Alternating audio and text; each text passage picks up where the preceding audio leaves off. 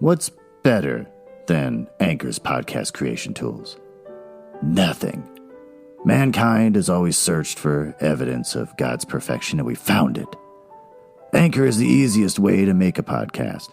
Anchor gives you everything you need in one place for free, which you can use straight from your phone or computer. The creation tools allow you to record and edit your podcast so it sounds great. They'll distribute your podcast for you so it can be heard everywhere. Spotify, Apple Podcasts, Google Podcasts, and the lesser of the podcast platforms like Stitcher. You can easily make money from your podcast with no minimum listenership. I've made $5, and I've been doing this for 3 months. So, download the Anchor app or go to anchor.fm to get started. Before I start the show, I feel like there should be a warning. I'm reading public domain books and short stories and whatever else. Some of it may be offensive. I don't read these things before, so I don't review it, so it's kind of just by chance.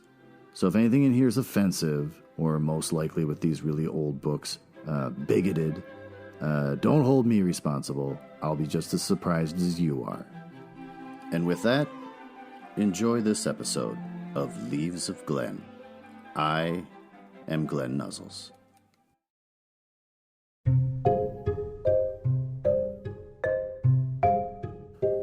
Well, where did we leave off in the last chapter of the Picture of Dorian Gray, Chapter 4? We found out that Dorian has decided he has a new girlfriend. Whether she agrees or not, we don't know. She's tiny. She's ivory. She has little feet. Dorian loves her. Harry hates her. He's jealous. And tends to put her down, tries to make Dorian feel stupid for enjoying this woman's company. Says that she's not the genius that Dorian believes that she is. And gets real fussy when Dorian says he should come see her at the play, where she's doing Hamlet or something. And Harry gets fussy about 6 o'clock is too early. I'm not going till 7. That sort of thing. So, we also found out that Dorian really hates Jewish people. So much. Has nothing good to say. So that's a lot of fun. So let's dive into the story. And also dive into the fact that now that fall is coming, the flies are not in the basement. I've fought the war with bees. Everything, I'm winning. I'm finally doing it, and I just discovered some kind of animal turd on my couch. And some dust from an opening in the ceiling of my basement, in the dry wall of the ceiling, has been down on the countertops, which means there's an animal up there moving around. So, just more stuff I gotta deal with. But let's not let that take away from the story that I'm going to try and squeeze in before I start my day at work. So I'm sure my reading is going to be horrible. Enjoy.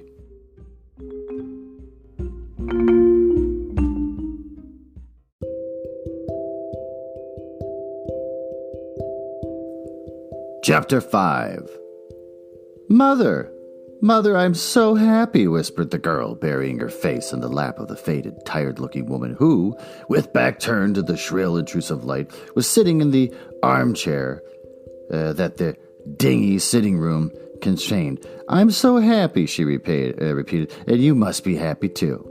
Mrs. Vane winced and put her thin, bismuth-whitened hands on her daughter's head. Happy, she echoed. I am only happy, Sybil, when I see you act. You must not think of anything but your acting. Mr. Isaacs has been very good to us, and we owe him money. The girl looked up and pouted. Money, Mother? She cried. What does money matter? Love is more than money.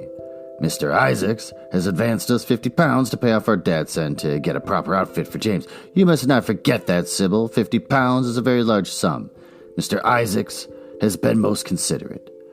He is not a gentleman, Mother, and I hate the way he talks to me, said the girl, rising to her feet and going over to the window. I don't know how we could manage without him, answered the older woman querulously. Sybil Vane tossed her head and laughed. We don't want him any more, Mother. Prince Charming rules life for us now. Then she paused. A rose shook in her blood and shadowed her cheeks.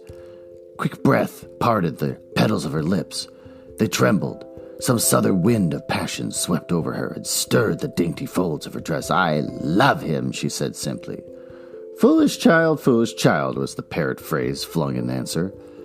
The waving of crooked, false-jeweled fingers have grotesqueness to the words. The girl laughed again.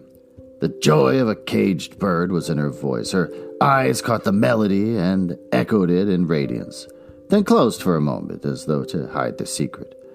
When they opened, the midst of a dream had passed across them.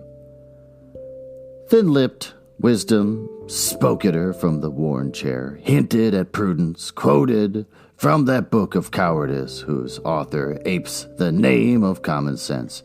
She did not listen. She was free in her prison of passion. Her Prince Charming, was with her. She had called on memory to remake him and had sent her soul to search for him. And it brought him back. His kiss burned upon her mouth. Oh, they've kissed apparently. Her eyelids were warm with his breath. Then wisdom altered its method and spoke espial and discovery. This young man might be rich. If so, marriage should be thought of. Against the shell of her ear broke the waves of worldly cunning, the arrows of craft shot by her. She saw the thin lips moving and smiled. Suddenly, she felt the need to speak. Her worldly silence troubled her. "Mother, mother," she cried, "why does he love me so much? I know why I love him. I love him because he is like what love himself should be. But what does he see in me? I'm not worthy of him, and yet why? I cannot tell, though. I feel so much beneath him. I don't feel humble. I feel proud, terribly proud. Mother, did you love my father as I love Prince Charming?" She just keeps calling him Prince Charming. It's so cheesy. The elder woman grew pale beneath the coarse powder that daubed her cheeks. Her dry lips twitched with a spasm of pain. Sybil rushed to her, flung her arms around her neck, and kissed her. "Forgive me, Mother. I know it pains you to talk about our father, but it only pains you because you loved him so much. Don't look sad. I am as happy today as you were 20 years ago. Let me be happy forever. My child, you are far too young to think of falling in love. Besides, what do you know of this young man? You don't even know his name. The whole thing is really inconvenient. And really, when James is going away to Australia, and I have so much to think of, I must say that you should have shown more consideration. However, as I have said before, if he's rich... Mother, let me be happy." Mrs. Vane glanced at her, and with one of those false theatrical gestures that so often become a mode of second nature to a stage player, clasped her arms. At that moment, the door opened, and a young lad with rough brown hair came into the room. He was thick-set of figure, and his hands and feet were large and somewhat clumsy in movement. He was not so finely bred as his sister. One would have hardly guessed the close relationship that existed between them. Mrs. Vane fixed her eyes on him and intensified her smile. She mentally elevated her son to the dignity of an audience. She felt sure that the tableau was interesting. "You might think some of your kisses for me, Sybil," I think. The lad with a good-natured grumble. But you don't like being kissed, Jim," she cried. "You're a dreadful old bear," and she ran across the room and hugged him. James Vane looked into his sister's face with tenderness. "I want you to come out with me for a walk, Sybil. I don't suppose I shall ever see this horrid London again, and I'm sure don't want to." "My son, don't say such dreadful things," murmured Mrs. Vane, talking up a tawdry theatrical dress with a sigh and beginning to patch it. She felt a little disappointed that he had not joined the group. It would have increased the theatrical picturesqueness of the situation. "Why not, Mother? I mean it. You pain me, my son. I trust you will return from Australia in a position of affluence. I believe there is no society of any kind in the colonies, nothing that I would call society. So when you have made your fortune, you must come back and assert yourself in London." "Society," muttered the lad. "I don't want to know anything about that. I would like to make some money to take you and Sybil off the stage. I hate it." "Oh, Jim," said Sybil, laughing. "Ha ha, how unkind of you. But are you really going to walk with me? That'll be nice. I was afraid you were going to say goodbye to some of your friends, to Tom Hardy, who gave you that hideous pipe, and Ned Langton, who makes fun of you for smoking it. It is very sweet of you to let me have your last afternoon. Where should we go? Let us go to the park." "I am too shabby," he answered, frowning. "Only swell people go to the park." "Nonsense, Jim," she whispered, stroking the sleeve of his coat.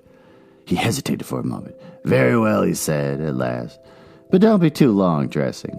She danced out of the door. One could hear her singing as she ran upstairs. Her little feet pattered overhead. He walked up and down the room 2 or 3 times, and then turned to the still figure in the chair. "Mother, are my things ready?" he asked. "Quite ready, James," she answered, keeping her eyes on her work. For some months past she had felt ill at ease when he was alone with his rough, stern son of hers. Her shallow, secret nature was troubled when their eyes met. She used to wonder if he suspected anything. The silence, for he came, no other observation, became intolerable to her. She began to complain. Women defend themselves by attacking, just as they attack by sudden and strange surrenders. "I hope you will be contented, James, with your seafaring life," she said. "You must remember that it is your own choice. You might have entered a solicitor's office. Solicitors are a very respectable class, and in the country often dine with the best families." "I hate offices and I hate clerks," he replied. "And you're quite right. I have chosen my own life. All I say is, watch over Sybil. Don't let her come to any harm, Mother. You must watch over her. James, you really talk very strangely. Of course I watch over Sybil. I hear a gentleman comes every night to the theater and goes behind to talk to her. Is that right? What about that?" "You're speaking about things you don't understand, James. In the profession, we are accustomed to receive a great deal of the most gratifying attention. I myself used to receive many bouquets at one time. That was when acting was really understood. As for Sybil, I do not know at present whether her attachment is serious or not. But there is no doubt that the young man in question is a perfect gentleman. He is always most polite to me. Besides, he has the appearance of being rich, and the flowers he sends are lovely." "You don't know his name, though," said the lad harshly. "No," answered his mother, with a placid expression on her face. "He has not revealed his name yet. I think it is quite romantic of him. He is probably a member of the aristocracy." James Vane bit his lip. "Watch over Sybil, Mother," he cried. "Watch over her." "My son, you distress me very much. Sybil is always under my special care. Of course, if this gentleman is wealthy, there is no reason why she should not contract an alliance with him. I trust he is one of the aristocracy. He has all the appearance of it, I must say. It might be a most brilliant marriage for Sybil. They would make a charming couple. His good looks are really quite remarkable. Everybody notices them." The lad muttered something to himself and drummed on the window pane with his coarse fingers. He had just turned around to say something when the door opened and Sybil ran in. "How serious you both are," she cried. "What is the matter?" "Nothing," he answered. "I suppose one must be serious sometimes. Goodbye, Mother. I'll have my dinner at 5 o'clock. Everything is packed except my shirts, so you need not trouble." "Goodbye, my son," she answered with a bow of strained stateliness. She was extremely annoyed at the tone he had adopted with her, and there was something in his look that made her feel afraid. "Kiss me, Mother," said the girl. Her flower-like lips touched his withered cheek and warmed its frost. My child," cried Mrs. Vane, looking up at the ceiling in search of an imaginary gallery. "Come, Sybil," said her brother impatiently, and he hated his mother's affections. They went out into the flickering, wind-blown sunlight and strolled down the dreary Euston Road. The passerby glanced in wonder at the sullen, heavy youth who, in coarse, ill-fitting clothes, was in the company of such a graceful, refined-looking girl. He was like a common gardener walking with a rose. Jim frowned from time to time when he caught the inquisitive glance of some stranger. He had that dislike of being stared at, which comes on geniuses late in life and never leaves the commonplace. Sybil, however, was quite unconscious of the effect that she was producing. Her love was trembling in laughter on her lips. She was thinking of Prince Charming, and that she might think of him all the more. She did not talk of him, but prattled on about the ship in which Jim was going to sail, about the gold he was certain to find, about the wonderful heiress whose life he was to save from the wicked, red-shirted bush rangers, for he was not to remain a sailor or a supercargo or whatever he was going to be. Oh no, a sailor's existence was dreadful. Fancy being cooped up in a horrid ship with a horse, humpbacked waves trying to get in, and a black wind blowing the mast down and tearing the sails into long, screaming ribbands. He was to leave the vessel at Melbourne, bid a polite goodbye to the captain, and go off at once to the gold fields. Before a week was over, he was to come across a large nugget of pure gold, the largest nugget that had ever been discovered, and bring it down the coast in a wagon guarded by 6 mounted policemen. The bushrangers were to attack them 3 times and be defeated with immense slaughter. Or no, he was not to go to the gold fields at all. They were horrid places where men got intoxicated and shot each other in bar rooms and used bad language. That's the worst. He was to be a nice sheep farmer, and one evening as he was riding home, he was to see the beautiful heiress being carried off by a robber on a black horse and give chase and rescue her. Of course, she would fall in love with him, and he with her, and they would get married and come home and live in the immense house in London. Yes, there were delightful things in store for him, but he must be very good and not lose his temper or spend his money foolishly. She was only a year older than he was, but she knew so much more of life. He must be sure also to write to her by mail, and to say his prayers each night before he went to sleep. God was very good and would watch over him. She would pray for him too, and in a few years she would come back quite rich and happy. The lad listened sulkily to her and made no answer. He was heartsick at leaving home. And with that, we're going to take a break.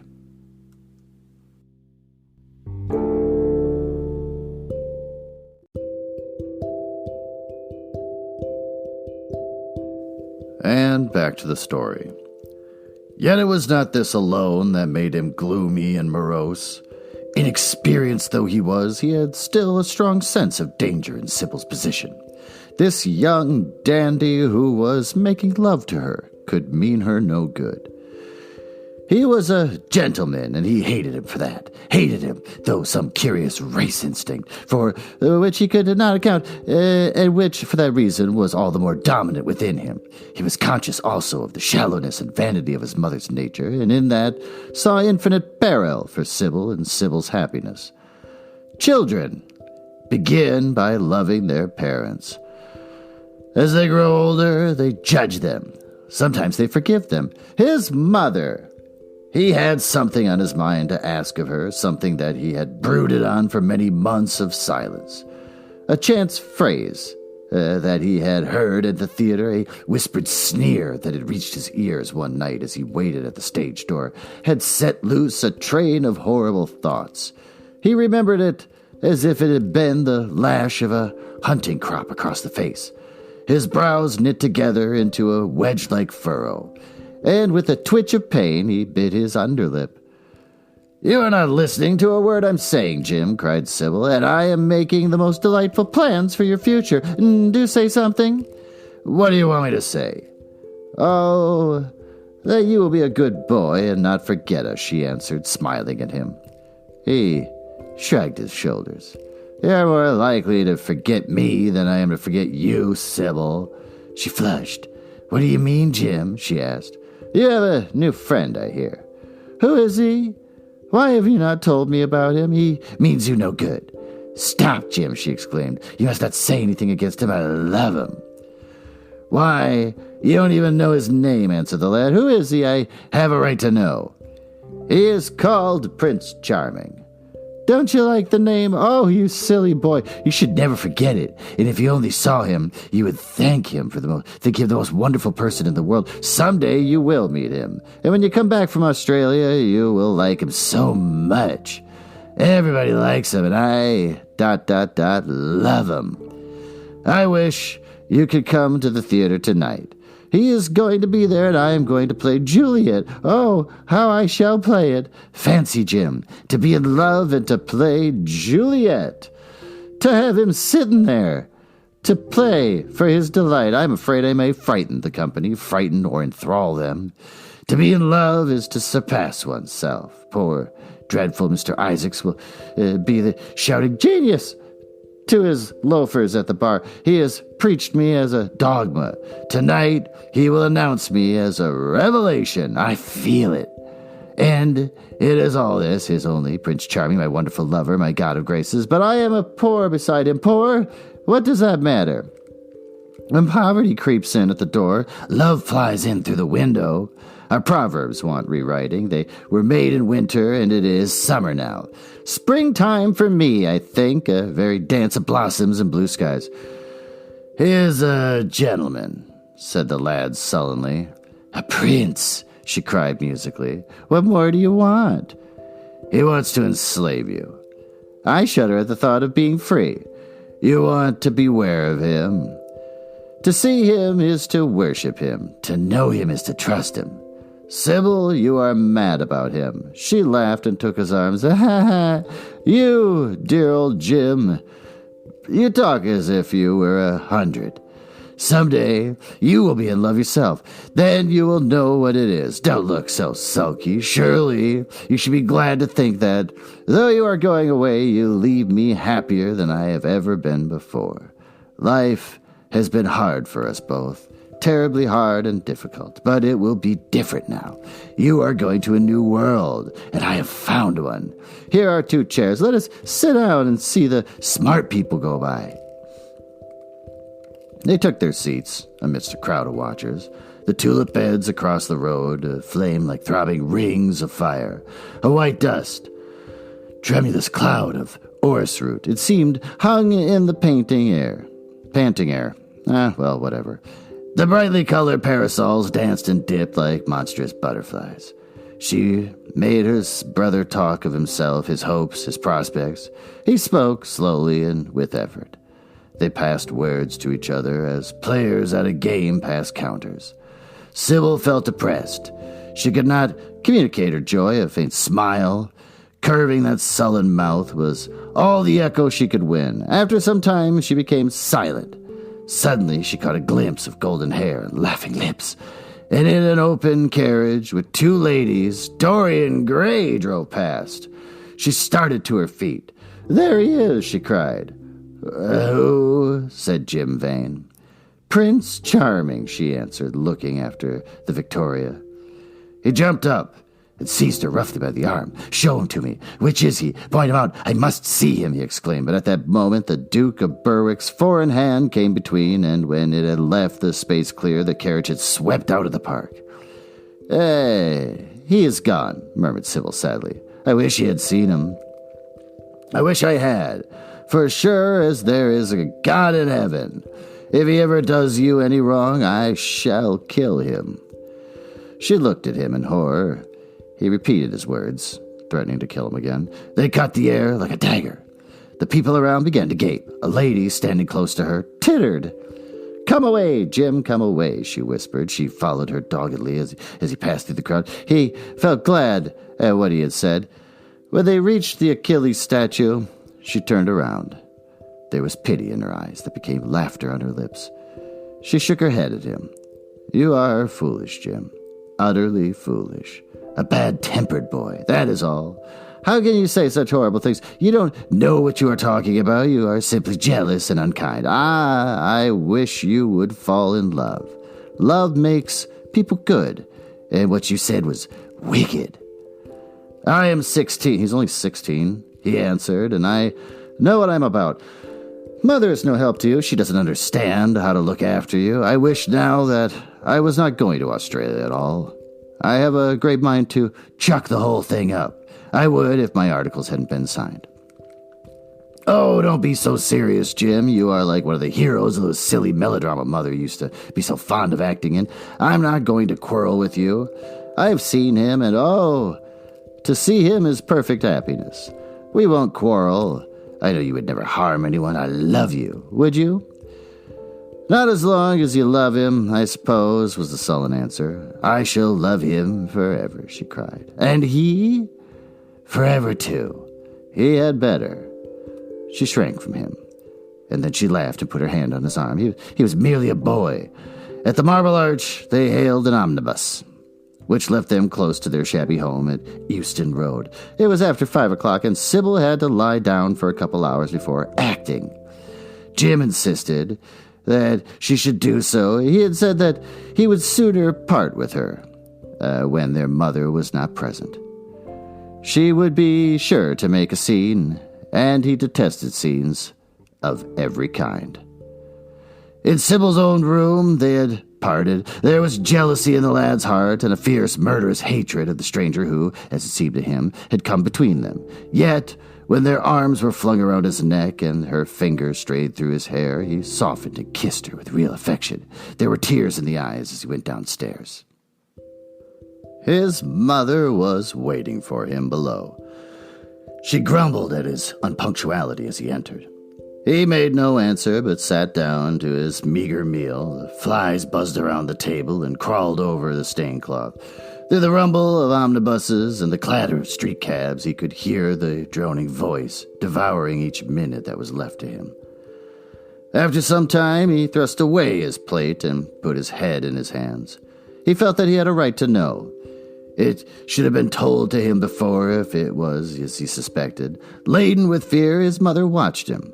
Words dropped mechanically from her lips. A tattered lace handkerchief twitched in her fingers. When the clock struck 6, he got up and went to the door.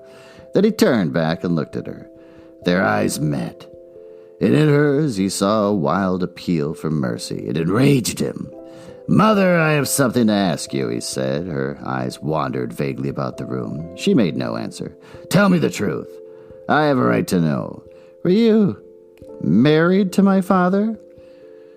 She heaved a deep sigh. It was a sigh of relief. The terrible moment, the moment that night and day for weeks and months she had dreaded, had come at last. Jeez. And yet she felt no terror. Indeed, in some measure, it was a disappointment to her. The vulgar directness of the question called for a direct answer. The situation had not been gradually led up to. It was crude. It reminded her of a bad rehearsal. "No," she answered, wondering at the harsh simplicity of life. "My father was a scoundrel, then," cried the lad, clenching his fists. She shook her head. "I knew he was not free. We loved each other very much. If he had lived, he would have made provision for us. Don't speak against him, my son. He was your father and a gentleman. Indeed, he was highly connected." An oath broke from his lips.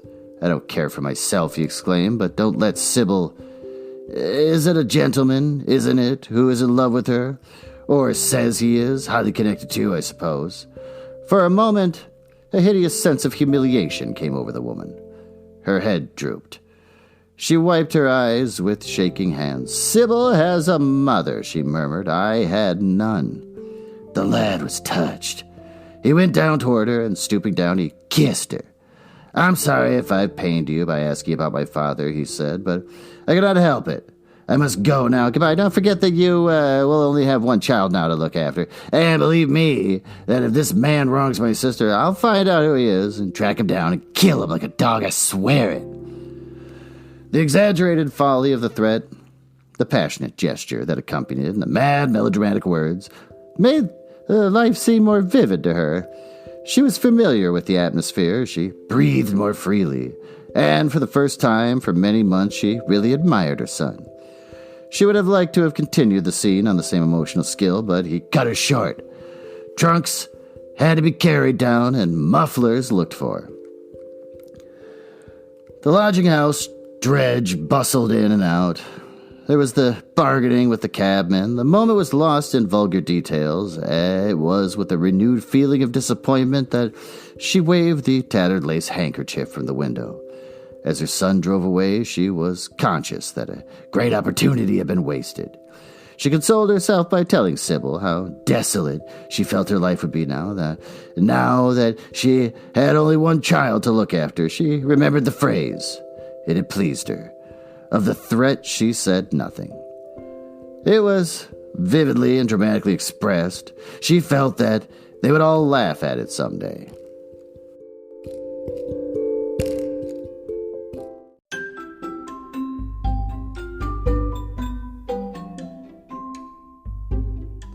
So, what did we learn here today? Unlike the last story, The Iron Heel, we're actually getting to know the characters, which is refreshing. It's a sign of a good author. Sybil is back at home. We actually get to learn about Sybil. She is a starry-eyed young actress, telling her mom all about how much she loves Dorian. I could be wrong, but I get the impression she doesn't know his name. It just keeps calling him Prince Charming all the time. Nobody knows if he's connected or rich or whatever. And one weird thing about this story, everyone's just always talking about Dorian. So either he's supernaturally handsome and interesting, or, these characters aren't that deep. All they do is just kind of serve to praise Dorian. The brother is obsessed with Dorian in a different way. He says, if you hurt my sister, I will kill you, you dirty dog. But he's going away to Australia for an indeterminate amount of time. And when he comes back, he's going to check in on this. He's already told his mom, keep an eye on my sister. And the mom's already shown herself to be an idiot. So chapter 6 is going to be real exciting. I hope you tune in for it. Tomorrow? I'm doing these every day. I think next time I'm not going to read full books. I'm just going to read a series of short stories. That was more fun for me. So, here we go. Wrapping this up. Go leave a comment on iTunes if it's something you use. I use Spotify, but that doesn't let you leave comments. That sucks. Or tell your friends.